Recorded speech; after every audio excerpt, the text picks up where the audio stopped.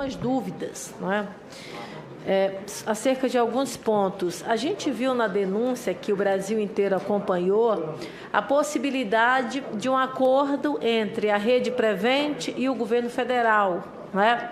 Ou seja, lá atrás, a partir da denúncia da quantidade de mortes, eles buscam, então, alguns médicos, a Nise Yamaguchi, o Paolo, o Dr. Yong, formam com eles ali uma mediação, nem diria uma mediação, eles, na verdade, integravam ali o gabinete paralelo e passam a ter essa relação, mas a própria doutora Nise passou a integrar a própria rede. Você tem informação para nos passar como isso se deu, como se deu esses convites, como se deu essa mediação, como a direção chegou até eles, como de forma mais, digamos assim, prática? Você teria algum dado mais prático de dizer como se deu de fato esse encontro da rede para que eles passassem a integrar também a equipe da rede? A informação que eu tenho é a mesma que eu expliquei recentemente, mas posso repetir. A Prevent Senior vinha sofrendo críticas muito duras do Ministério da Saúde e, por conta dessas críticas, ela tinha tentado uma aproximação com o Ministério da Saúde. Como não deu certo, já existia um grupo de assessores médicos próximos ao governo que tinham informações, até então científicas, muito próximas aos interesses do Ministério da Economia, que era com relação ao país não precisar aderir ao lockdown. Segundo as informações que eu tive, a Prevent Senior ela entra para corroborar com essa possibilidade, ou seja, a possibilidade das pessoas se exporem mais ao vírus, cientes de que existe uma possível cura ou um possível tratamento que reduziria a letalidade. Então, elas teriam mais coragem. Era a expressão que eu ouvi dos médicos, que aquilo seria uma pílula de esperança. A Prevent Senior, então, ia chancelar a defesa negacionista do governo federal. Eu queria pedir aqui, se fosse possível, para o meu grande amigo Humberto, porque ele fica exatamente, se Vossa Excelência puder sentar só durante a minha participação, senador Humberto, porque realmente Vossa Excelência fica bem na minha direção em relação à doutora Bruna. Muito obrigada, querido. Então, a Prevent Senior, ela viria como uma espécie de uma chancela para a ação negacionista do governo federal. Exatamente, senadora. As informações que eu tive são essas, de que ela iria validar, chancelar aquelas informações que haviam sido propagadas, fornecendo dados contundentes com a possibilidade de tratamento ou cura da Covid-19. Doutora Bruno, ministro, você fez uma referência, inclusive, do gabinete paralelo, não apenas em relação ao Ministério da Saúde, mas também ao Ministério da Economia. Como era que se dava isso? Havia, por exemplo, membros integrantes do Ministério da Economia que faziam essas conversas também com a Prevent Senior? Senadora, eu desconheço essa informação. A informação que chegou até mim foi a seguinte, que eram assessores que estavam alinhados com os interesses do Ministério da Economia. Em nenhum momento eu recebi nenhuma informação que descrevesse nome ou participação dessas pessoas. Era um alinhamento com relação aos interesses desse ministério. Ou seja, você acredita que não havia apenas no gabinete paralelo relação com o Ministério da Saúde, mas também com o Ministério da Economia? As informações que eu tive é que naquele momento, o momento em que eu recebo essas informações, que é entre março e abril de 2020, o alinhamento dos assessores era justamente porque o Ministério da Saúde ele estava andando numa linha contrária aos interesses do governo federal. E aí era necessário que o governo federal recebesse assessoria desses médicos, dessas pessoas que tinham esse tipo de alinhamento, mas eu não tenho como fornecer outros nomes porque eu realmente não recebi e não tenho essas informações. Doutora Bruna, na saída do Mandetta, nós tivemos o Taixe, na sequência que fez a substituição do Mandetta. E o Mandetta, exatamente no dia 31 de março, ele, em uma das entrevistas que ele sempre dava com frequência, quase que diariamente, falando com a população brasileira, ele traz uma denúncia muito, muito séria, no momento que era, inclusive, de possibilidade de intervenção no hospital lá da Prevent Senior, porque das 120 mortes no estado de São Paulo, 80 vieram diretamente de lá. O que nós tivemos logo na sequência, no prazo exatamente de 48 horas aproximadamente, nós tivemos uma mudança protocolar no protocolo do Conselho Federal de Medicina em relação a esse atendimento, mais especificamente em relação, por exemplo, ali à autonomia médica. Você também tem alguma informação nesse sentido? E se ao mesmo tempo também, por exemplo, a Rede Prevent Senior manteve contato com o ministro posterior, que no caso foi o Tachi, se havia, por exemplo, neste exato momento aí, que foi precisamente no mês de março, no mês de abril, essa conversa também com o ministro que o sucedeu? Você tem alguma informação desse processo inteiro? Porque ele faz uma denúncia em relação à Prevent, 2 semanas depois ele é demitido, né? Você chega com um novo ministro, você tem informação do que aconteceu precisamente nesse período? A informação que eu tive é que, uma vez realizado esse pacto ou aliança, entre esse conjunto de assessores que depois foram denominados por essa comissão parlamentar como sendo o gabinete paralelo, mas que na época eram apenas os assessores, é que após esse contato lhe foi transferida certa segurança. Então, a Prevent Senior, ela tinha segurança que ela não sofreria fiscalização do Ministério da Saúde ou de outros órgãos vinculados ao Ministério da Saúde. Inclusive, foi essa segurança que fez nascer neles o interesse de iniciar um protocolo experimental, cientes de que não seriam devidamente investigados ou averiguados pelo Ministério. Houve 2 médicas, que meu assessor vai me dar aqui o nome delas, que assinaram um protocolo que a secretária Mayra, por exemplo, chegou a expor de forma clara, exatamente nisso. Olha, nós temos aqui a cloroquina e a gente tem já uma grande experiência, por exemplo, na Prevent Senior. Esses 2 médicos que assinaram, você tem conhecimento desses 2 médicos? Eles integram, por exemplo, esse grupo de 12 médicos que fazem parte das pessoas que você defende ou não? Você tem conhecimento do nome dos 2? Eu não tenho conhecimento desse documento. Se a senhora puder disponibilizar. Eu já lhe dou aqui, que o meu assessor vai me passar, mas já lhe passo. Não, eu queria apenas saber se eles integram a sua equipe de 12 médicos, depois eles chegaram, de fato, a fazer a denúncia, se eles tinham conhecimento que assinavam aquele protocolo, com o nível de impacto que ele teria, já que era uma pesquisa, por exemplo, que não tinha, não é um endosso, digamos assim, a autorização do CONEP, que era exatamente...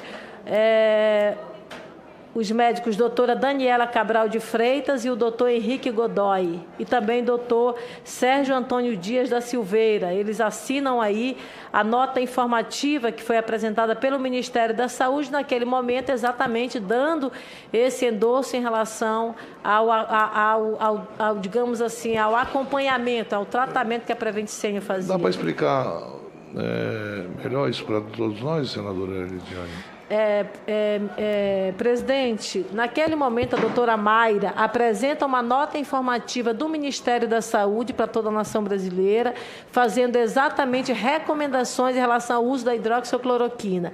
E cita, por exemplo, a Rede Prevent Senior como se fosse um case de sucesso, como se fosse exatamente uma experiência de sucesso, e aí exatamente nesse endosso, né? E eu pergunto, havia 3 médicos que assinaram essa nota informativa.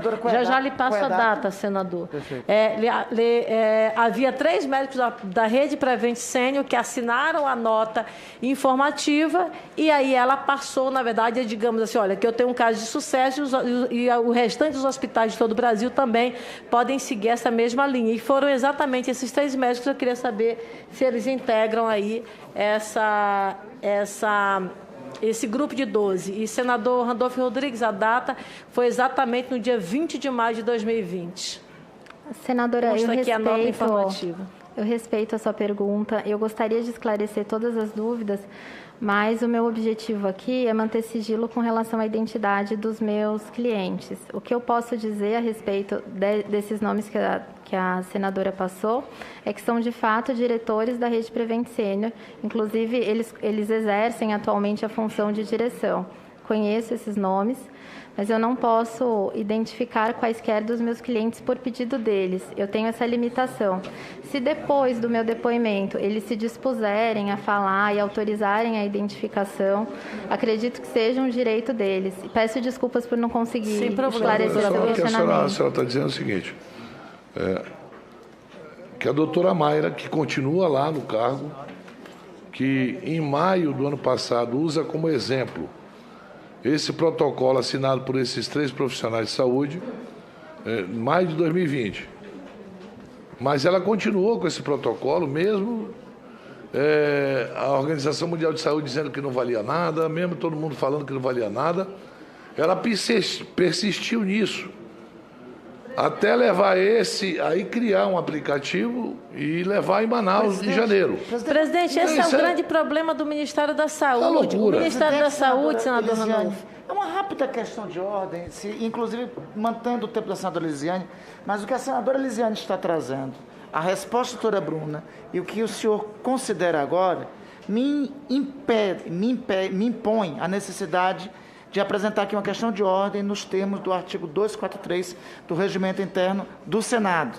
E a questão de ordem é para o seguinte, esta Comissão Parlamentar de Inquérito já decidiu, pelo voto da maioria dos seus membros, pedir o afastamento das suas funções no Executivo da doutora Mayra Pinheiro, que continua exercendo cargo de comissão no Ministério da Saúde. O depoimento de hoje só corrobora essa decisão dessa Comissão Parlamentar de Inquérito. Essa decisão da CPI está sob a lavra de Sua Excelência o ministro Ricardo Lewandowski, do Supremo Tribunal Federal, já com parecer do Procurador-Geral da República. Eu rogo à direção da CPI, da qual me incluo, para buscarmos, em audiência, o quanto antes, com o ministro Ricardo Lewandowski, apresentar os fatos novos, que tornam inevitável a necessidade de afastamento da senhora Mayra Pinheiro para o bem da condução das investigações. Senhor presidente, uma coisa que é bom a gente frisar, presidente, que é muito grave. Nós viemos tratando desse assunto ao longo dos últimos tempos aqui nesta comissão. O Ministério da Saúde, as notas que eles, na verdade, expuseram ao longo dos últimos meses, inclusive aquelas com orientação da hidroxicloroquina, eles apresentam uma nova, mas eles não retiram a anterior do Ministério da Saúde. Então, se você entra no Ministério da Saúde, tem nota explicativa, por exemplo, lá do mês de maio do ano passado, do mês de abril do ano passado, que você entra normalmente e parece como se estivesse em vigor. Porque a nova, eles simplesmente não retiram a anterior. Então, é um exercício terrível, porque acaba colocando uma informação que é de ineficácia, por exemplo, científica de alguns medicamentos e fica, na verdade, como se fossem verdadeiros. Eu vou aqui finalizar, só mais uma pergunta, doutora Bruna. Eu queria só pedir que o presidente me ressarcisse aí meu tempo rapidinho para fazer a minha finalização. As entregas dos kits, o Otto agora ficou aqui bem na minha frente. Mas eu pedi gentilmente. Otto, eu queria só. É porque realmente eu sou bem baixinha, gente. Eu também. Então é que eu fico bem. Eu e a Bruna somos duas baixinhas. Mas parece que eu não olho o rosto da Bruna. Mas já estou terminando. Doutora Bruna, a entrega dos kits, por exemplo, Covid, eles eram. Que eles faziam entrega gratuita. Você tem informação se a rede, por exemplo, teve algum outro tipo de iniciativa para outras doenças e outros tempos, por exemplo, de sua funcionalidade, de repente fazer a entrega, por exemplo, de medicamentos de forma gratuita aos seus associados? Eu fiz essa mesma pergunta, senadora, aos médicos. Eles, pelo menos os médicos que responderam aos meus questionamentos, disseram que desconhecem prática parecida dentro da empresa. Então, eu não tenho notícia de que a Prevent Senior tenha praticado esse tipo de ato antes. A única informação que eu tenho é que durante a pandemia utilizou-se esse mecanismo de distribuição de kits e isso nunca tinha acontecido na empresa antes, a não ser com tratamentos que foram requeridos judicialmente, isso sim. Tá. Existe um histórico no Tribunal de Justiça de São Paulo, cuja solicitação de pacientes é para recebimento de determinados medicamentos, determinados tratamentos.